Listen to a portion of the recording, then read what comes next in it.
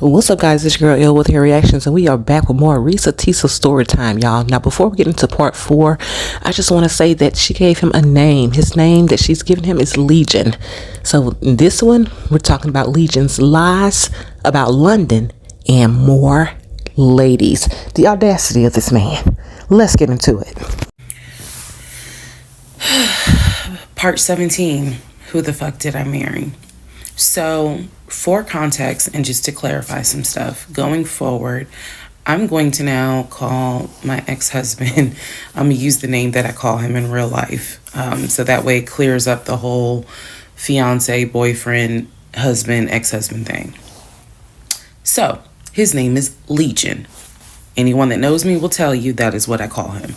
So, Legion and I, when I left off at part 16, part 15. Legion and I got married January 5th of 2021.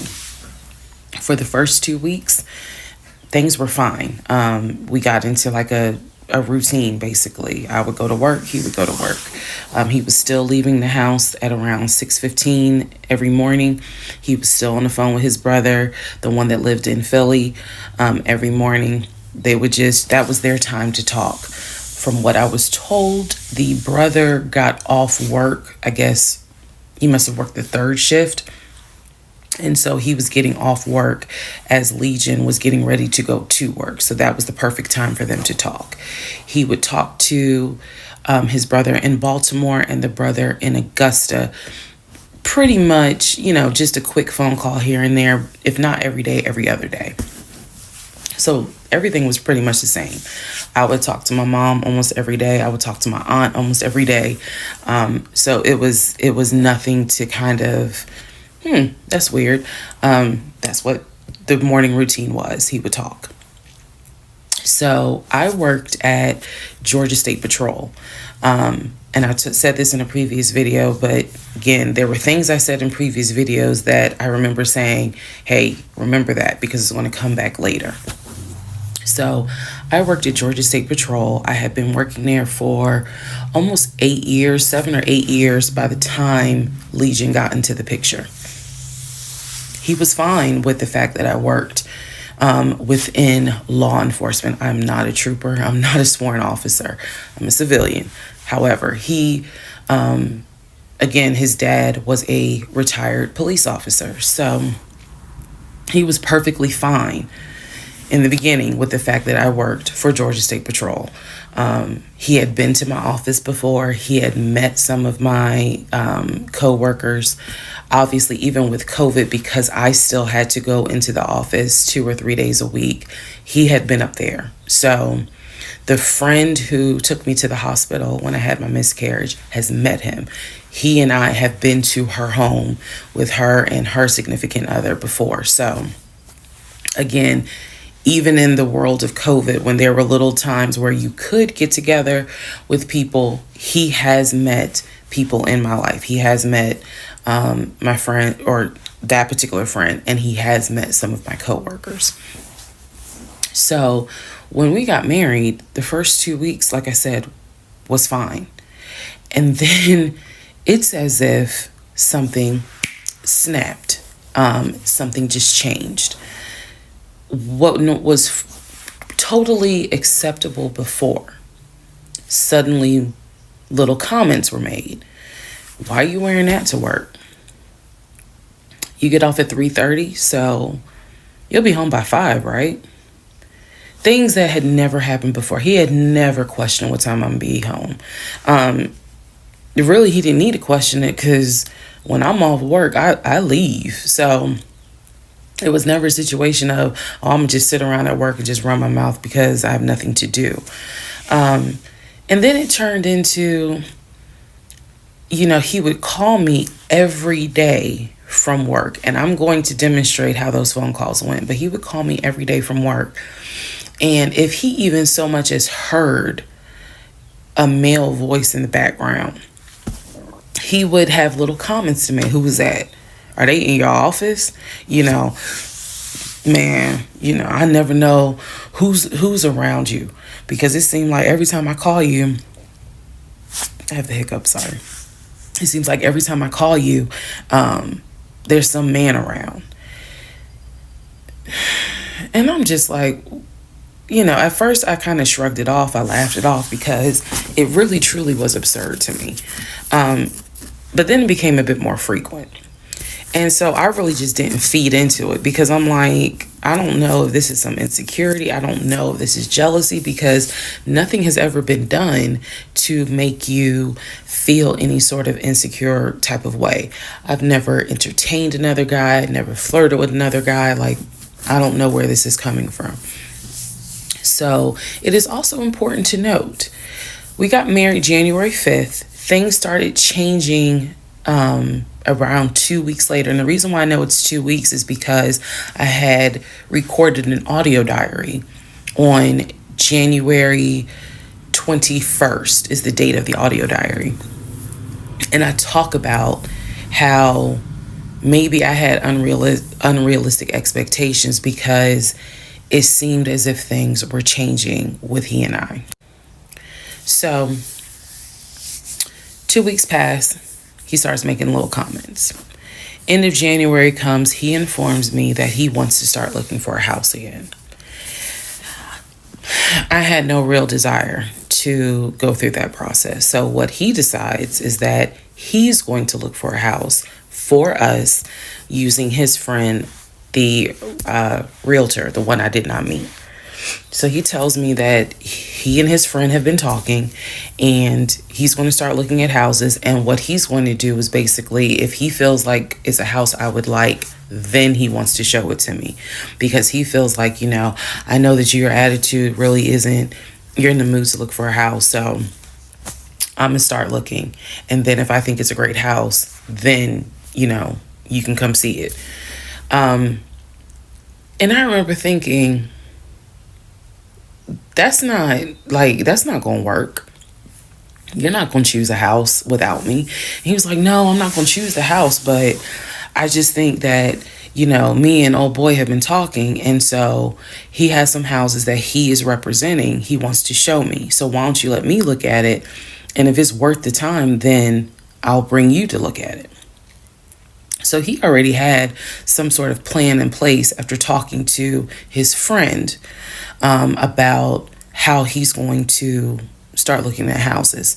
This is the end of January 2021. So I kind of threw my hands in the air and was just like, whatever, because I'm not getting emotionally involved in looking at houses. And for me, that's kind of what it was.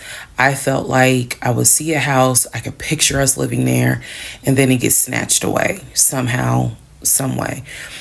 I didn't want to go through that. So the reaction that he wanted, which was for me to throw a fit, I did not do. I was just like, okay, all right. Like, I trust you. And remember that I said the reaction he wanted, because that's going to come back later. So he started looking at houses.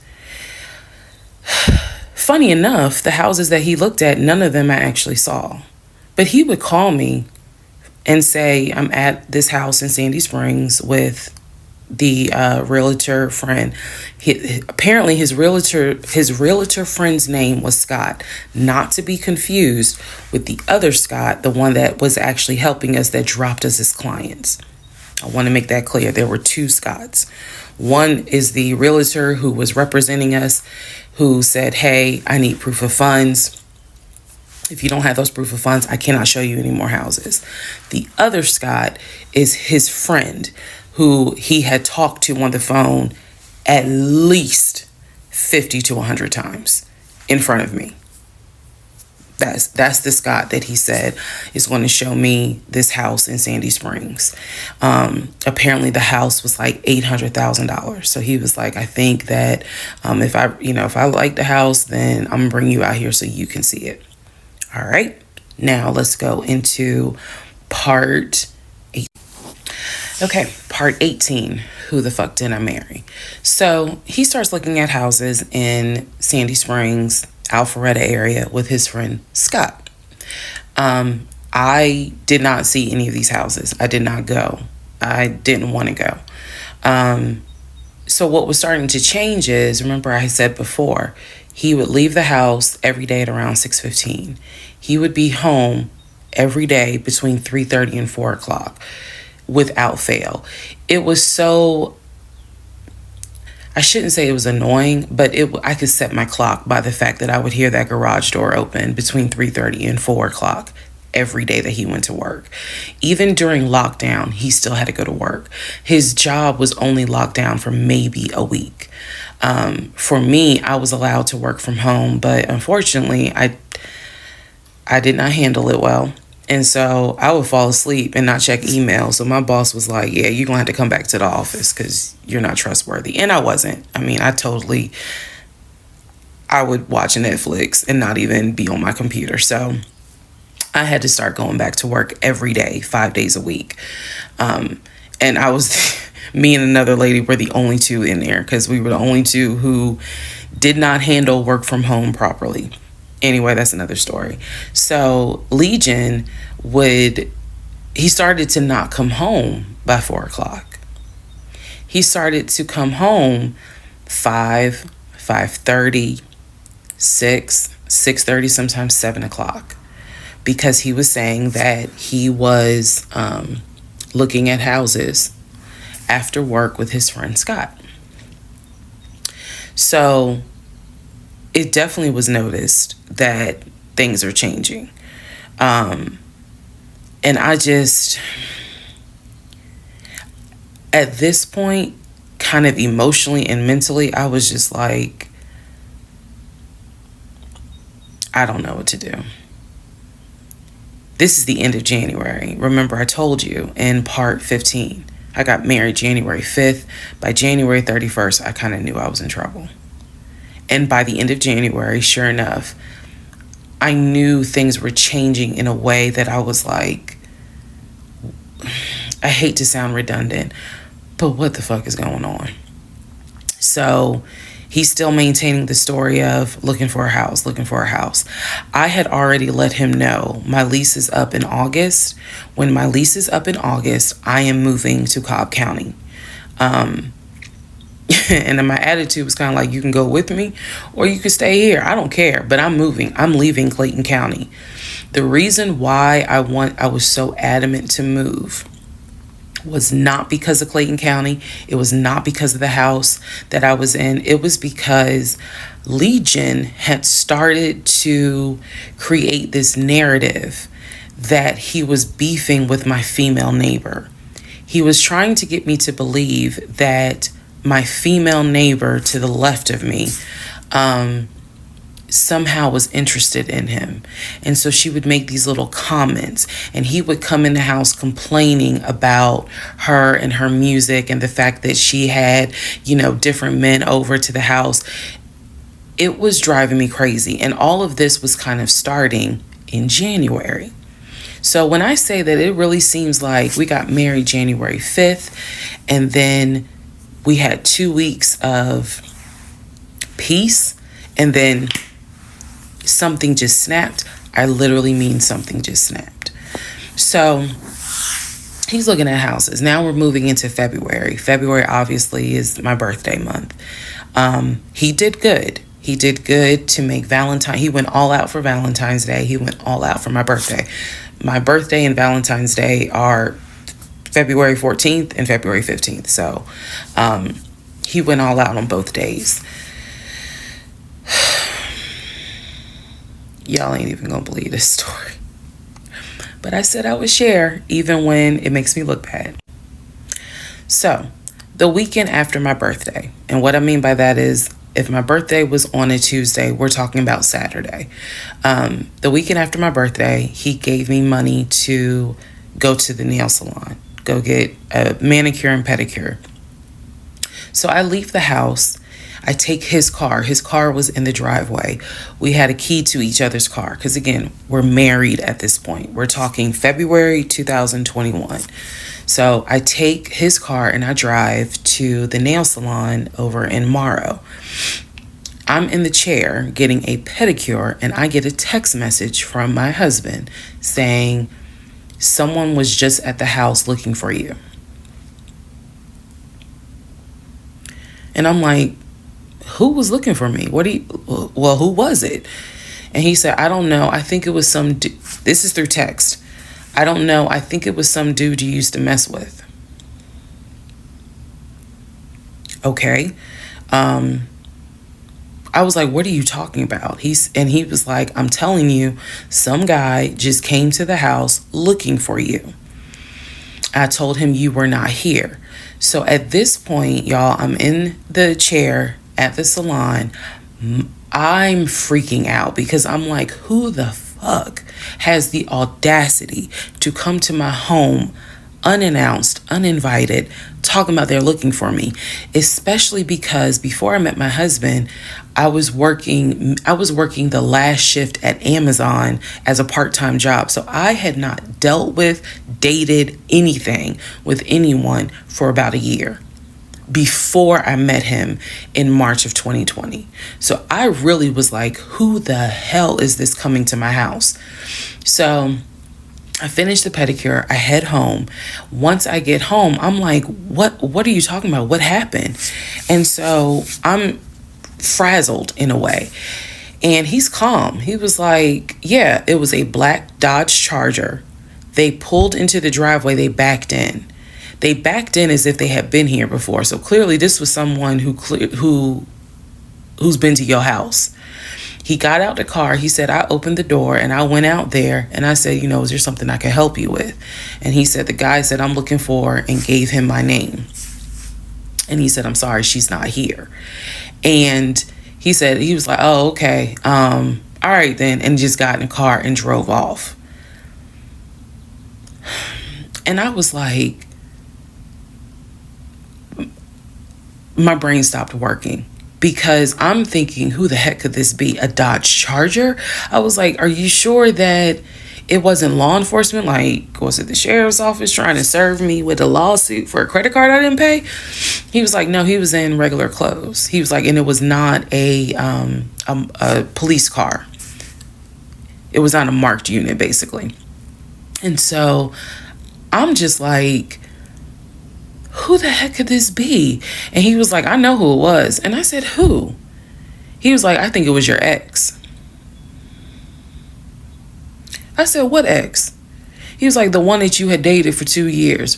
Remember back in like part 3, part 4, I told y'all, he told me about his ex. I told him about mine. I thought we were being honest with each other.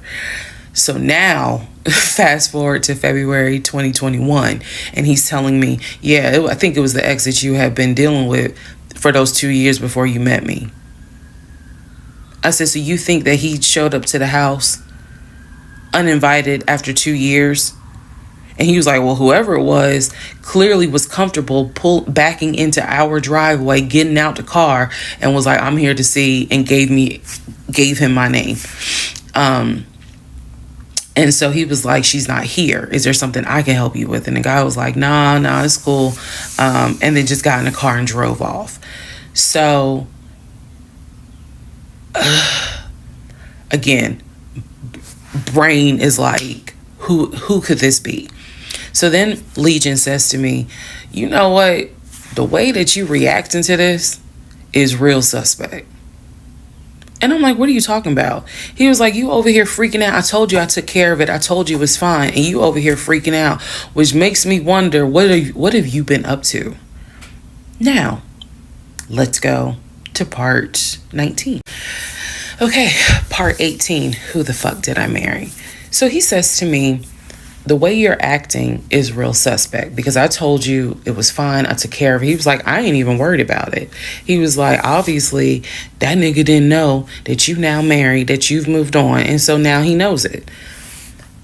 But for me, it was the fact that I don't do pop-ups.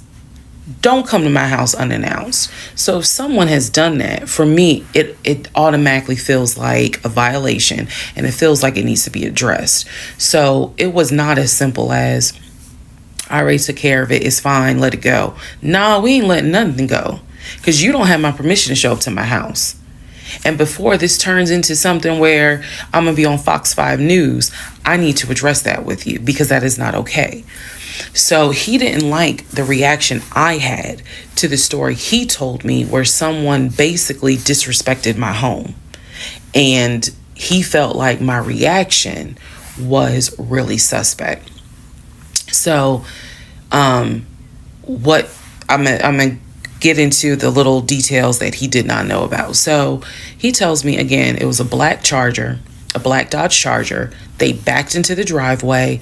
A gentleman got out of the car and he asked for me by name, and Legion said she's not here. So I asked him, what does the guy look like? And he said, he was like, why does it matter? I said, what the fuck does he look like? So Legion proceeds to give me the most generic description you can give. He was like, well, he was shorter than me. Ex-husband is about 6'3", 6'4". He was shorter than me. He was brown skinned. I said, did he have a hat on his head? Mind you, I understand that before marriage, I was a damn fool. I understand that. But every woman has that moment where you only gonna fool her but for so long. And eventually puzzles start coming together. For me, I felt like moving into marriage, certain things started coming together. So I said to him, did he have a hat on his head? He was like, nah, he ain't wear a hat. So in my mind, I am mentally going down a list of every possible man it could be. And it was only like 4 men. I had been in that house about 3 or 4 years at this point. So I knew all of the people, and I'm talking about from maintenance down to ex-boyfriends. It was a total of like 4 men. So when he said that it was a black Charger, I immediately was like, okay, I know that crosses out one. He said he was shorter than him. All of them were shorter than him. I said, did he have a hat on his head? He said, no, that crossed out one, because one in particular was a maintenance guy who always wore a hat on his head because he had like a bruise or something, and he was just self-conscious about it. So he always wore a hat. That leaves 2. So I said, was he muscular or was he skinny? So Legion's getting all frustrated. I said, just answer the question. He was like, well, he was kind of in between. And I said, okay. He was in between. I said, so was he light skin or was he dark skin? He was like, I told you he was brown skin. I said, was he my complexion? He said, no, he was brown skin. That eliminates one. So now there's one left. And yes, the one left would have been the ex that I had dated for 2 years.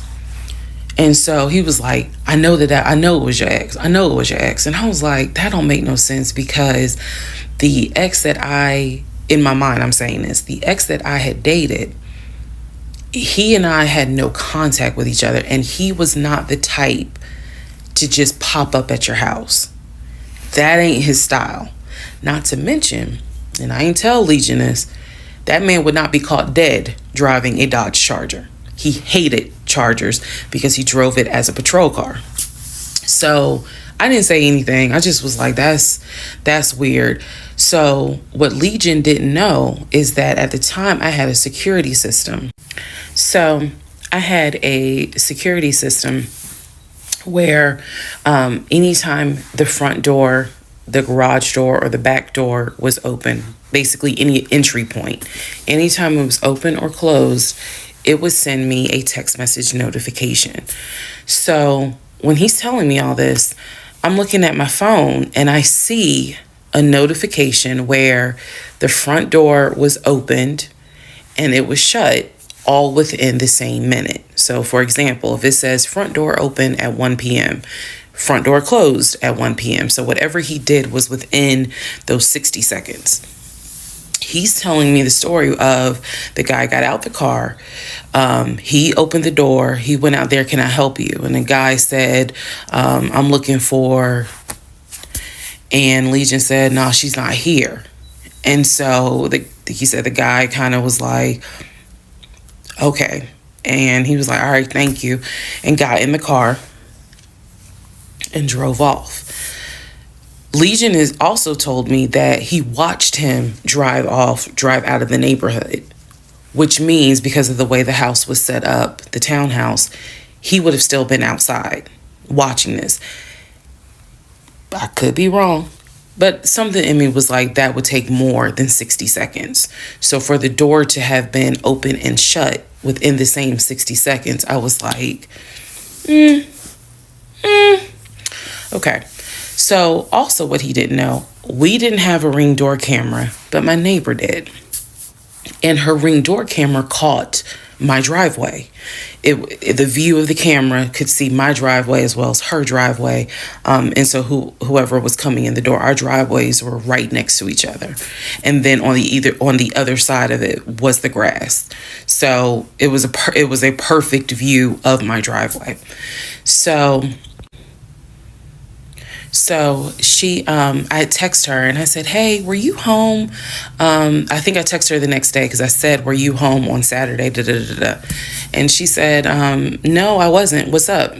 Everything good? And I said, can you look at your security system and see if there was a car that came to my house at such and such time? And I know I did not tell her the reason I was asking, but I was like, is there any way that your security camera caught if someone came to my house at this time on Saturday? She was like, yeah, sure, I'll look. And so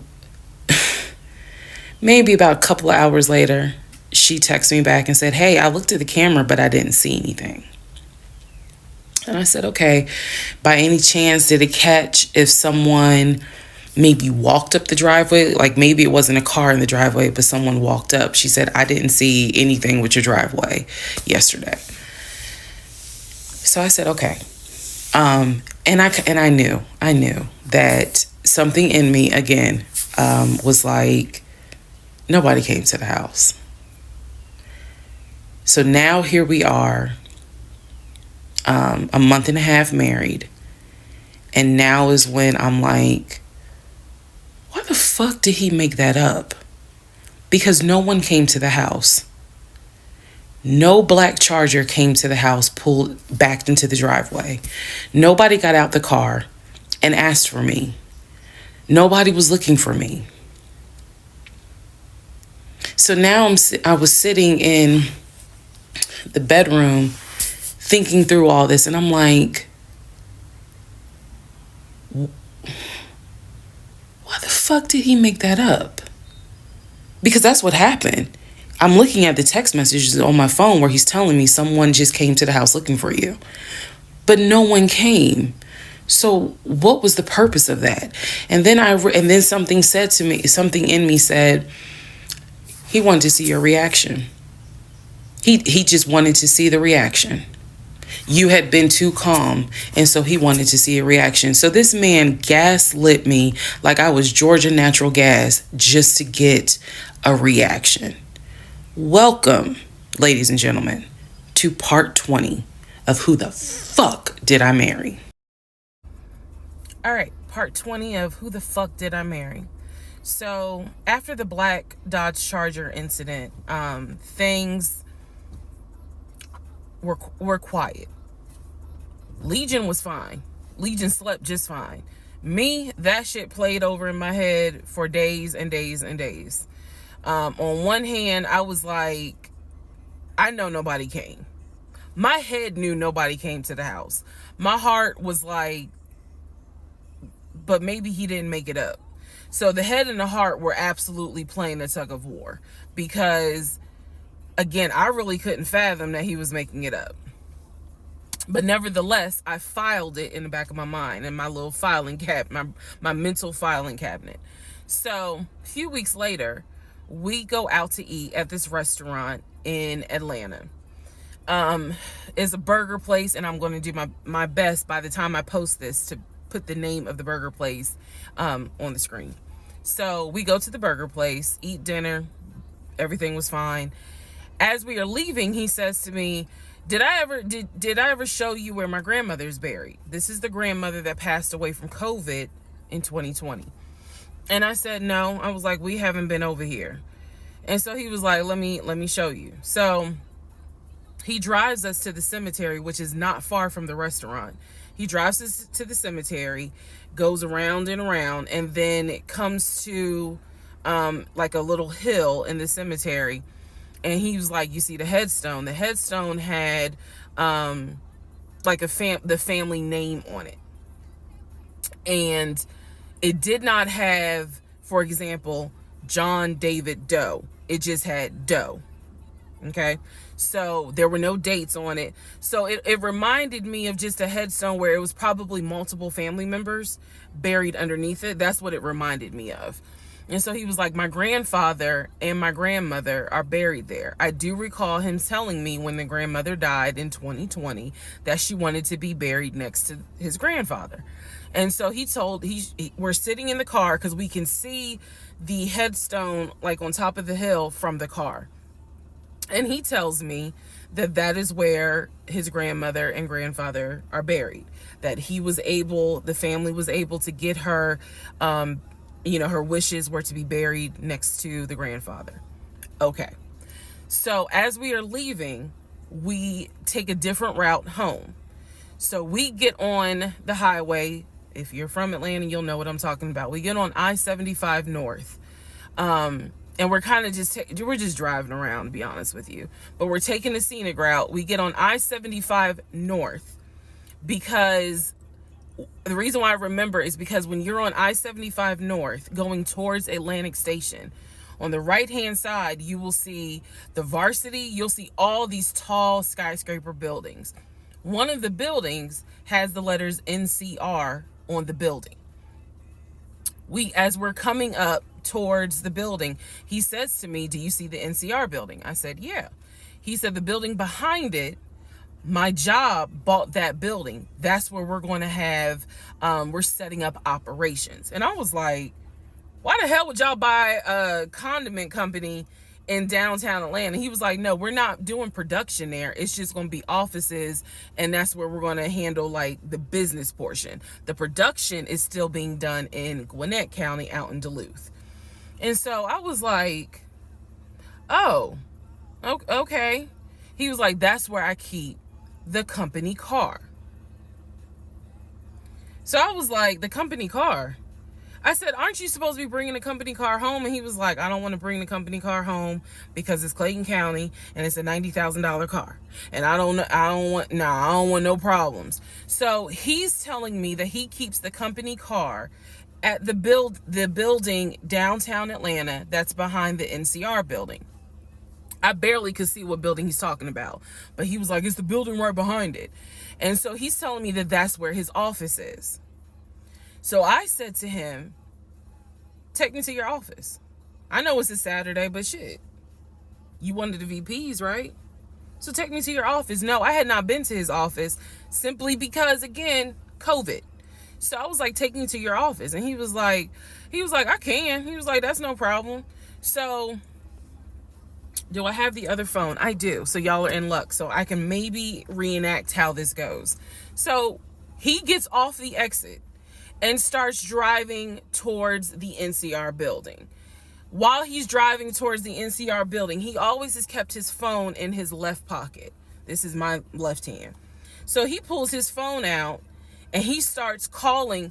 He tells me he's calling Willie. Willie is supposed to be the head of security. So he's saying, let me call Willie real quick to make sure that the building's open. So he proceeds. This is another phone, but he proceeds to go ahead and call Willie. We're still driving, by the way. We're still driving. I'm on the phone, scrolling through Facebook, trying to figure out some random shit. But he's driving with the phone up to it. So driving with the phone. Next thing I hear, hey Willie, it's Legion. Hey, how's it going? I'm good. Hey, is the building open? No, I just want to take my wife up there so she can see it and see my office. Are you up there right now? You're not? Okay, is Mr. Justin working? Okay. So is there anybody up there that can physically open the building? Because I don't think my badge is going to get me at least in the front door because of it's on the weekend lock. Okay. Okay. All right, let me know. All right. Thank you, Willie. Bye. Y'all see how I did that? He's having this whole conversation while I'm sitting in the passenger seat. So then he gets off the phone and he says to me, Willie is not working and Justin apparently called out sick. So the building is locked and my badge won't get us in the front door. He was like, Willie's going to see if there's someone else that can open the front door so we can actually get in. He's like, my badge will get us on the floor, but it will not get us in the front door. No one ever called. So when he's getting off the highway, he basically turns onto Spring Street. Again, there's all kinds of shit I distinctly remember. He turns onto Spring Street so that he can then get on 75 South so we can go home. Never saw the office that day. But again, this is where he's saying that he keeps the company car. So when we get to part 21, I'll kind of go into detail about the whole company car a little bit more. Part 21, who the fuck did I marry? So the company car apparently was a charcoal gray BMW. I believe it was a 5 Series. It was a 5 Series. I don't know much about the sedans. Y'all know I wanted the X5 dark blue with the cognac interior.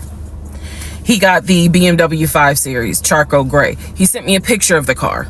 So I did see a picture of the car. After this whole NCR building, take me to your office, that is what he's claiming, is that he leaves the company car at that location. He's saying that he drives from Riverdale to Midtown, switches out cars, and then drives from Midtown to Duluth. Those that don't know how Metro Atlanta is, basically Midtown would be in between where we live and Duluth. I only know that he left the house every day at 6:15. I know that I never physically saw the company car come to our home. Saw a pictures, plural. So when he told me that he got a BMW 5 Series, keep in mind this is after I had been promised a dark blue X5. So I was a bit salty. I don't care if it is a company car. I was a bit salty. I will admit that. Because I felt like you get to drive the car that you know I really want, which is a BMW. And so he would call me from the car. He would tell me, yeah, I may just drive home in this car and not switch back to his personal car. He was like, I don't know. He did that a lot.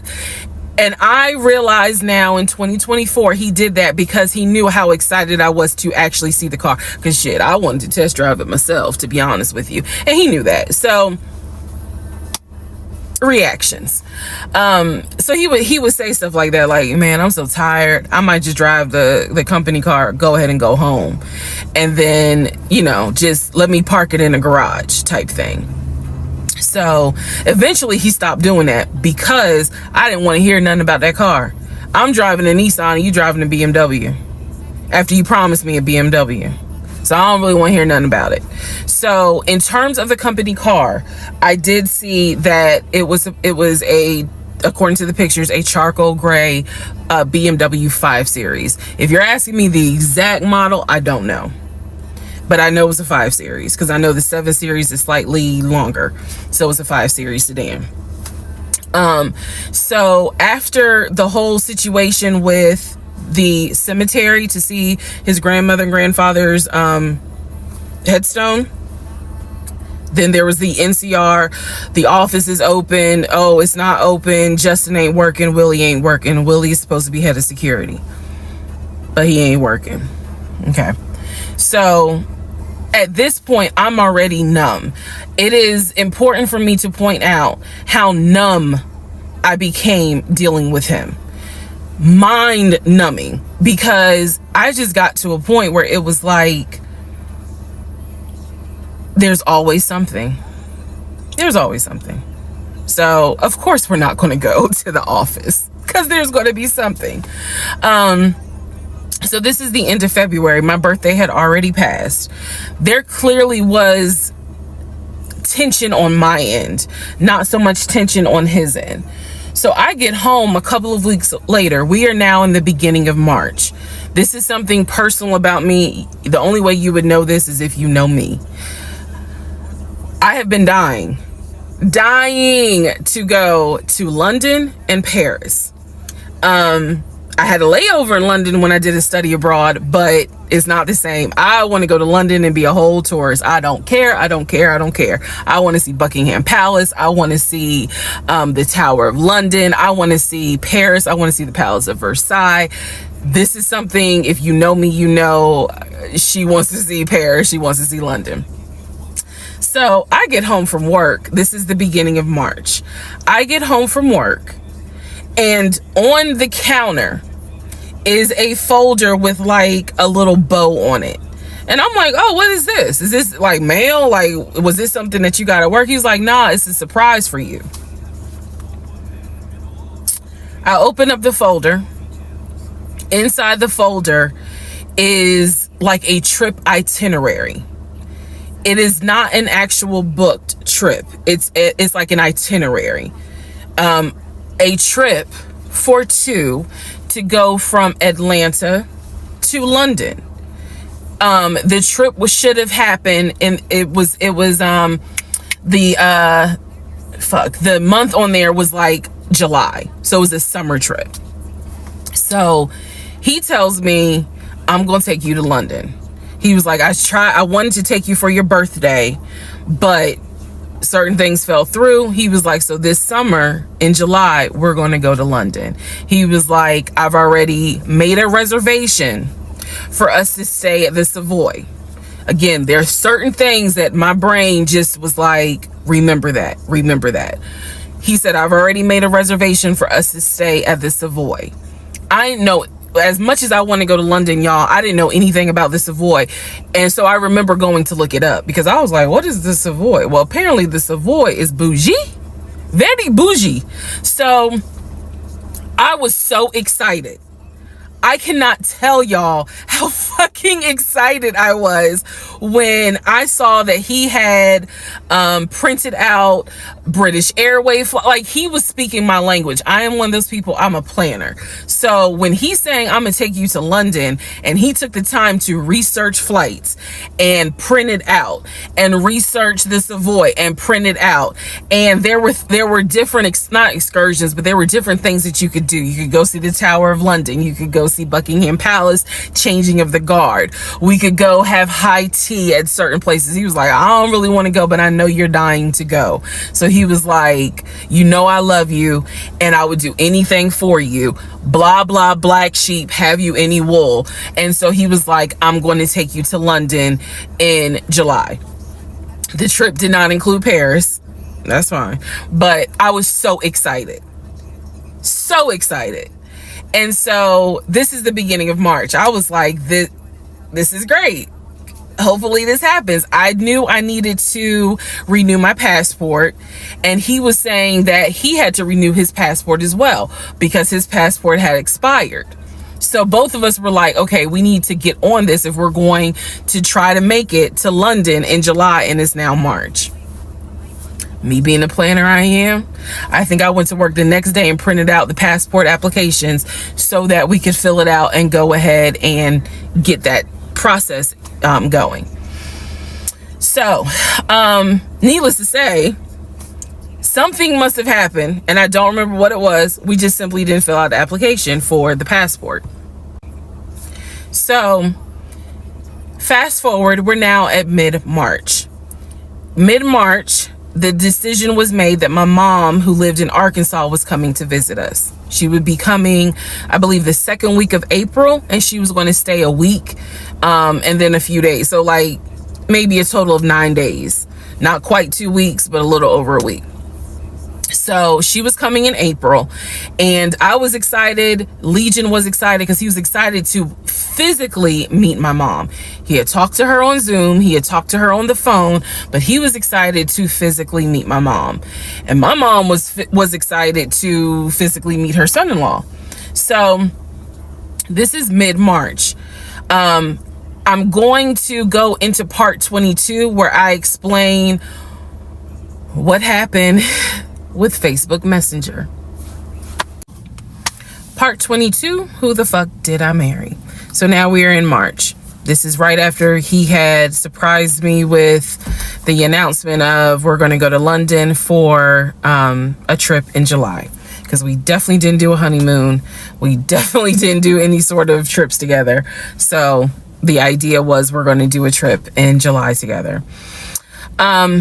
One thing about Legion was that he was the guy who was like, I have nothing to hide. I don't lie. I don't like liars. If we're in a relationship, then everything should be out in the open. So I've always had his cell phone passcode. Never felt the need to look through his cell phone. And funny enough, I can tell y'all right now, disclaimer, I will never go through a cell phone again. You cheating piece. So anyway, so one day, this is mid-March, going like around March 20th. So we're heading towards the end of the month. He was in the shower. Keep in mind, my mom is coming for a visit in April. So he was in the shower and he received a text message on his phone from a woman.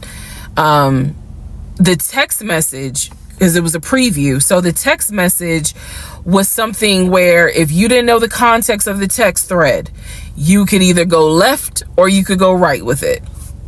So me being just curious, I opened up the phone, put the passcode in, read the text, then read the thread. Come to find out, it was a text from his aunt. His aunt and his ex share the same name. That's why I say it could go left or it could go right. Text was from the aunt. So I looked at the text, went through the thread, nothing in there. So I went ahead, X'd out of the messages. I see that he has Facebook Messenger downloaded, and obviously it shows you the number of unread messages in the icon. So it showed that he had like 5 unread messages. So I clicked on it, just being nosy. And what do my wondering astigmatism eyes see? So in his Facebook Messenger is about 7 women. I can see their profile picture and I see their names. Some of them had a preview. The ones that he had not read, I could see the preview of the message. One in particular said, when are you gonna come get this? Y'all know what I'm talking about. So I clicked on that one first. And I'm reading through the thread. And so she's saying, when are you going to come get this? But earlier in the thread, or further back in the thread, he had asked her, when are you going to give me?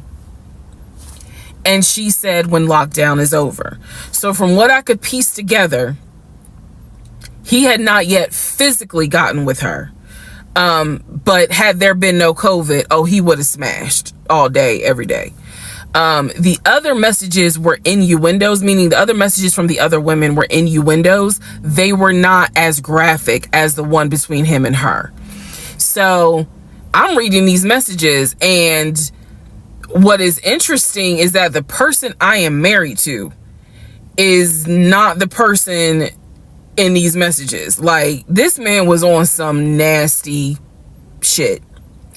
And I say nasty not in a judgmental way, but in a, with me, he seemed to act as if I was damn near virginal white. And I clearly see evidence that you into some shit that with me, you acting like, nah, I ain't really into that. So I confronted him. I absolutely confronted him and was like, what the fuck is this? If 2 + 2 is 4 and 5 + 5 is 10, what the fuck is this? And so he did not, oh, that ain't what happened, blah, blah, blah. Instead, what he hit me with is, man, I was just playing around. Like, ain't nothing happened. I shouldn't have said all that, but I was just flirting. It ain't mean nothing. I don't even know that girl. I was just flirting. And so I'm like, is this what you into? And so he was like, no, it's not what I'm into. It was just stupid. It was stupid because I shouldn't have done it. So I'm going to be honest with y'all, because I've been honest all this time. What pissed me off the most was that here I am as a woman behaving, trying to do the right thing by him and this marriage. And you mean to tell me you out here offering your ding-a-ling to random chicks that you don't even know? I was more angry at the fact that I'm like, dude, do you know how much I have turned down in order to be faithful to your dumb ass? And I'm seeing that you basically are out here acting like you got Skittles taste the rainbow. I was hurt. I was angry. I thought about getting my lick back. I'm just being honest. I did. And he played it off like it ain't nothing serious. It ain't nothing serious. Don't overreact. Don't get emotional. It was just dumb. He was like, I will delete the messages. I'll even delete Messenger. And I told him, I was like, that's really not good enough, because that's not gonna fix the root of the issue. So this is where I introduced that we need to do marriage counseling. He didn't have any issue doing marriage counseling. We did not do premarital counseling, but he was like, that's fine. He was like, I don't have no problem doing marriage counseling, because if anything, it can help us. So I thought that, okay, he may not have physically cheated, from what I could see on the messenger. He may not have physically cheated, but he damn sure got caught, doing a little something, because they had exchanged pictures. So y'all know what pictures he sent. And I was disappointed, because I don't like men that send those type of pictures. But anyway, that's another issue. So we agreed that we would start marriage counseling. We also agreed that we would put on a united front when my mom got there. In other words, we were not going to argue. We, let's just act like everything is fine. But at that point, when my mother arrived in April, I could not stand him. I did not want to be, but we couldn't, he moved back into our bedroom, because he had moved into the guest bedroom when I saw the messages. Like 3 days before she came, he moved back into the bedroom, because obviously she needed to sleep somewhere. So I really could not stand him. And it was because I was busy second guessing myself, like, damn, what's wrong with me? Like, if that's what you into and I'm supposed to be your wife, like, let's have conversations. Like, shit, I went to FAMU. I understand some stuff, buddy. So it just was one of those things where it made me second guess, like, what's wrong with me? What did I do wrong? What is it that she got that I don't? Because you all out here willy-nilly, messaging her all hours of the night, because the thread went back quite a few weeks. I saw it in March. There were messages from December, November. So again, I'm just second guessing all kinds of stuff, self-esteem taking a hit. So no, I did not want to be around him. I did not want, I didn't like him. Period. I did not like him. I left, and I would just go for a drive, because driving clears my mind. I called my aunt, told her what happened. I don't recommend that. I don't recommend calling family to tell them what's going on in your marriage. But I called my aunt, and my aunt lovingly was like, what do you want me to say? You married him. He ain't your boyfriend. Y'all can't just break up. That's the hard part about marriage, is like, I mean, yeah, I guess you could leave him, but at the same time, you married him. So, honey, you're going to have to go back home. And y'all are going to have to figure this out. She was like, I can't give you advice on what you should do. I'm sorry that this happened, but you married him. So even though it was just one drive, I went back home, and that's when the discussion was, we need to do marriage counseling.